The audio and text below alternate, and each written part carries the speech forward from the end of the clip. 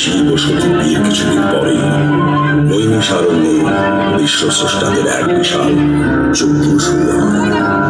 এই যজ্ঞে সব দেবতাদের সঙ্গে শিব উপস্থিত ছিলেন। প্রজাপতি দক্ষ যজ্ঞস্থলে এলে বাকি সব দেবতারা উঠে তাকে সম্মান জানায়, কিন্তু শিব ওঠেন।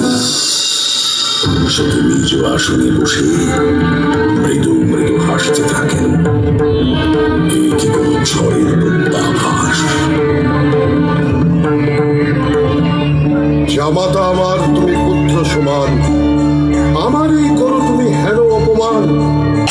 চরণে প্রণাম করা সে তো দূরস্থান, করিলে না কোনো জোড়ে সম্ভাষণ খান। এত বড় গর্হিত সামাজিক দোষ, যেন নাই তবে তুমি প্রজাপতি রোষ। আজ হতে শিব সব যোগ্য হতে পার। এই কি কনদক্ষরাজ গণিতে প্রমাদ?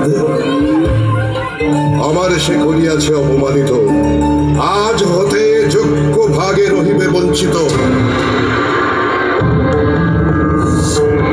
শিবহীন যোগ্য হবে ভবে,